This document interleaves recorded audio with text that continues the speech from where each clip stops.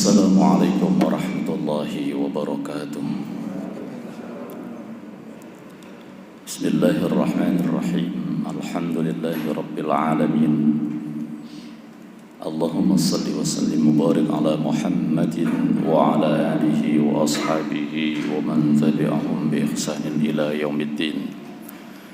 فيا أيها الحاضرون أوصيكم وإياي بتقوى الله فقد فاز المتقون. قال الله تعالى في كتابه الكريم أعوذ بالله من الشيطان الرجيم يا أيها الذين آمنوا اتقوا الله حق تقاته ولا تموتن إلا وأنتم مسلمون. Para jemaah sedang salat Isya dan Tarawih rahimakumullah. Bersyukur kepada Allah atas segala karunia yang Allah curahkan kepada kita. Allah masukkan kita dalam bulan Ramadan, bulan yang penuh berkah, bulan yang penuh rahmat, bulan yang penuh ampunan, bulan yang penuh dilipat gandakan pahala. Itu yang patut kita syukuri. Dengan demikian wujud syukur itu adalah kita meningkatkan kualitas diri kita di hadapan Allah Subhanahu wa taala. Para jemaah sidang salat Isya dan Tarawih rahimakumullah.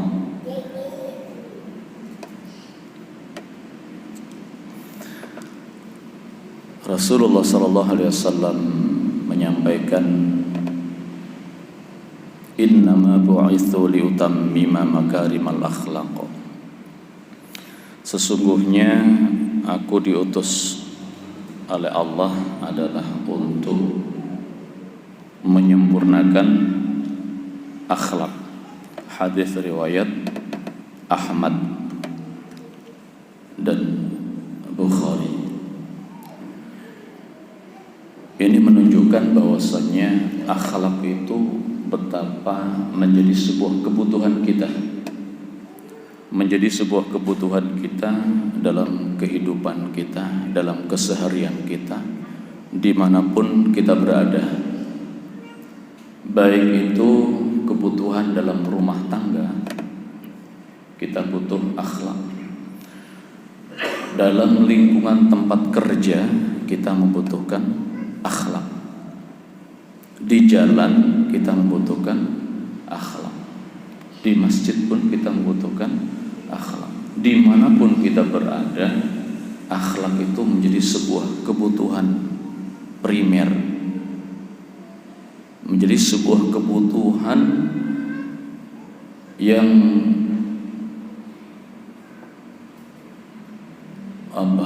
menjadi sebuah kebutuhan kita dalam rangka untuk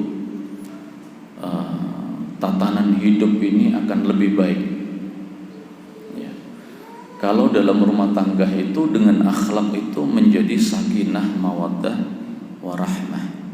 Itu akhlak.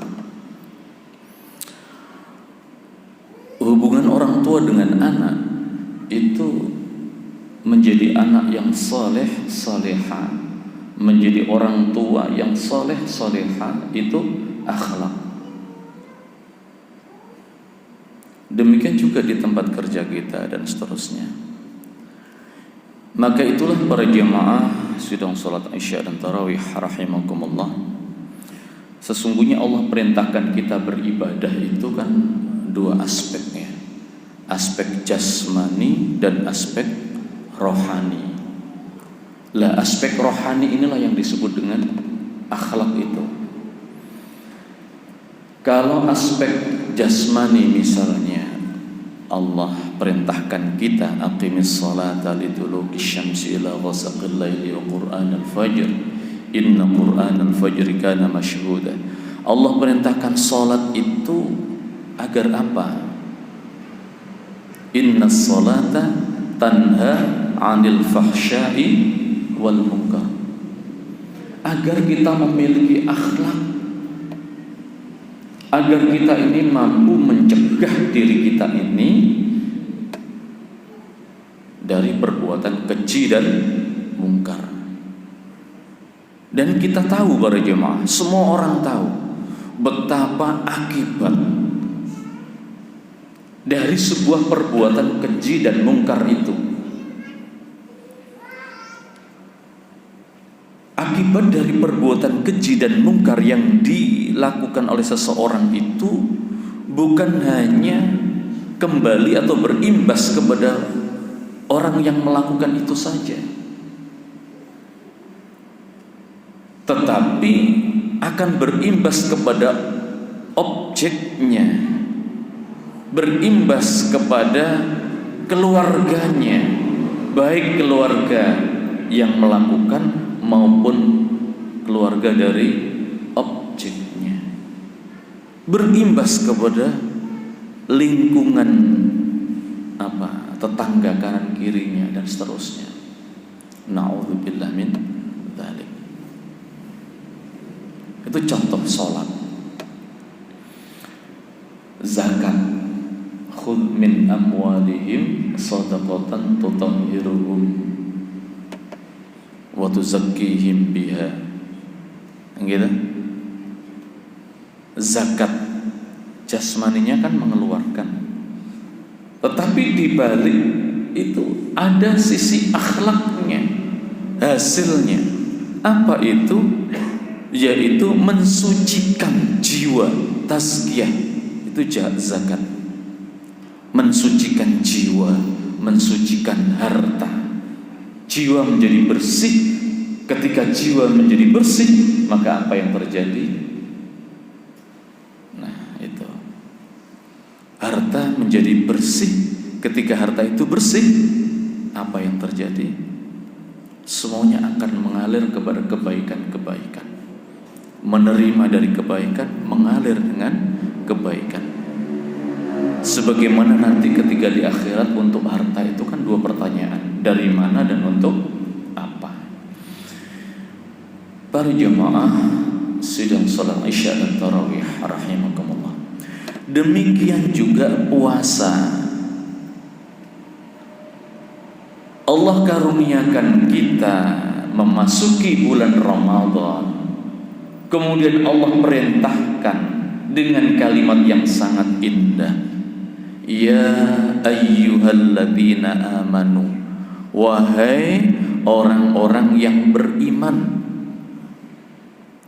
Semua orang yang beriman, baik itu keimanannya rendah, sedang, maupun dalam tanda kutip orang yang memiliki keimanan yang tinggi, perintahnya sama. Apa itu? Kutiba alaikumus siyam. Perintahnya sama, tidak membedakan. Bukan berarti orang yang memiliki tingkat keimanan yang tinggi diberikan porsi lebih untuk berpuasa, tidak. Sama, kutiba alaikumusiyam. Ini menunjukkan di hadapan Allah semua manusia memiliki kesempatan yang sama untuk meraih hasil dari puasa itu. Apa itu perintahnya? Kutiba alaikumusiyam, diwajibkan atas kamu untuk berpuasa secara sempurna.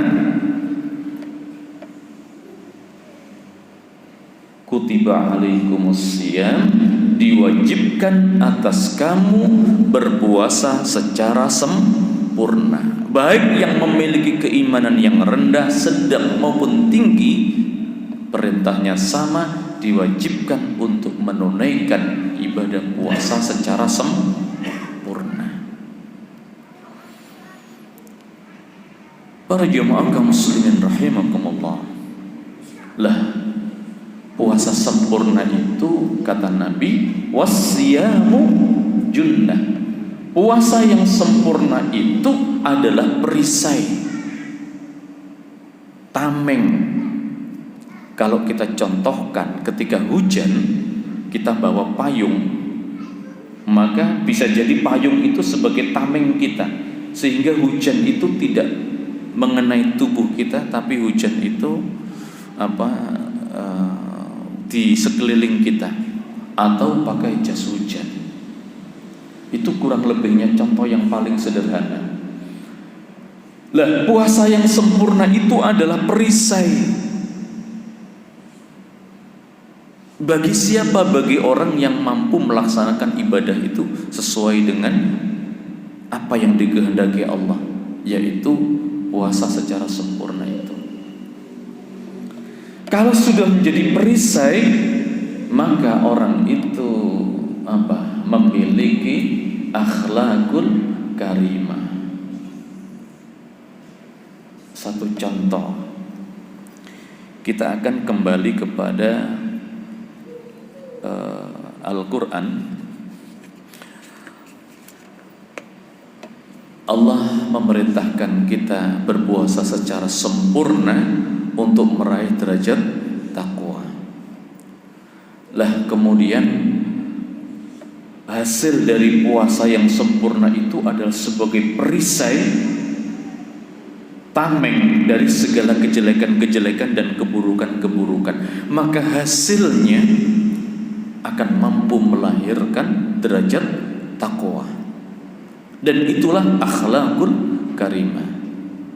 Satu contoh para jemaah, Allah berfirman di dalam Al-Quran surat Al-Baqarah yang kita baca dimulai dari ayat 1, ya, a'udzubillahi minasyaitonirrajim.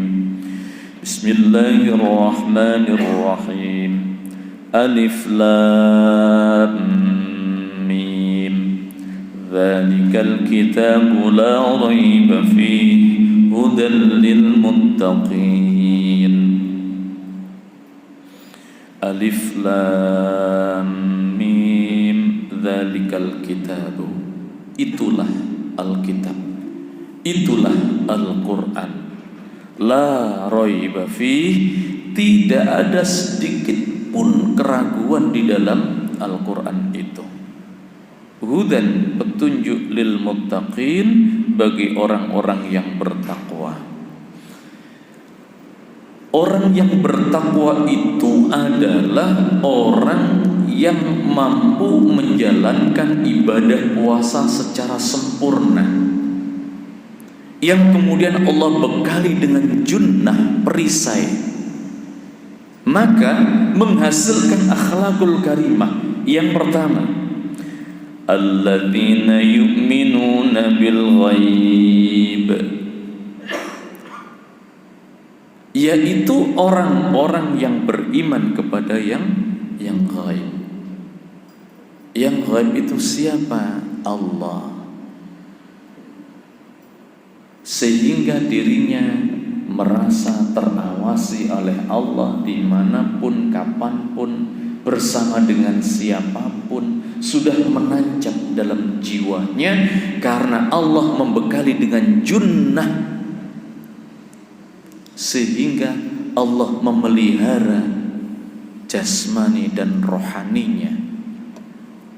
Setiap langkahnya merasa terawasi dengan Allah Subhanahu wa ta'ala. Kalau sudah merasa terawasi dengan Allah, apa yang terjadi? Semua itu akan menjadi amanah, dilakukan dengan penuh tanggung jawab kepada Allah Subhanahu wa ta'ala. Bekerja, merasa Allah mengawasinya, sehingga dalam melaksanakan pekerjaan itu melaksanakan amanah dari Allah Subhanahu wa ta'ala. Di dalam rumah tangga merasa terawasi dengan Allah, bahwasanya keluarganya itu adalah amanah, tanggung jawab yang harus dididik untuk menuju surganya Allah. Maka setiap tingkah laku, lisan, perkataan, perbuatan di dalam rumah tangga akan muncul yang namanya akhlakul karimah. Kenapa? Karena merasa diawasi oleh Allah, takut kepada Allah.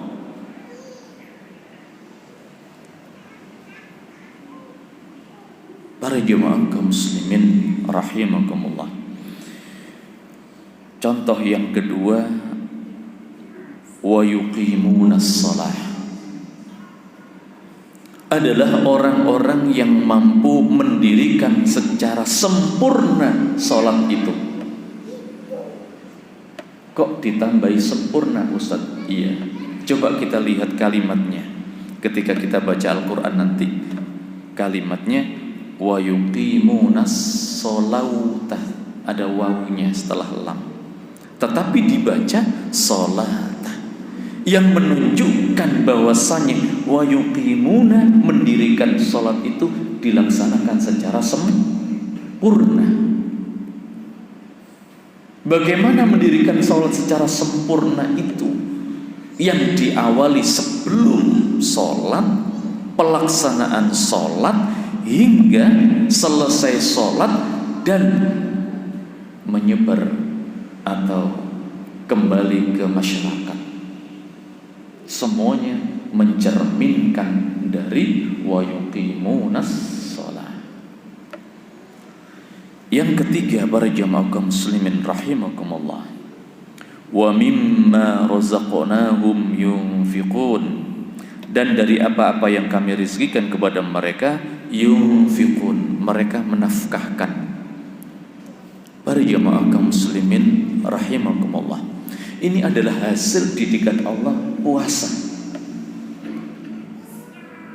Bahwasanya Allah mengharapkan orang yang berpuasa secara sempurna itu mampu membelanjakan hartanya itu di jalan Allah, berinfak. Wa mimma razaqnahum yunfiqun. Di dalam surat Al-Isra, di dalam surat Ali Imran, Allah berfirman,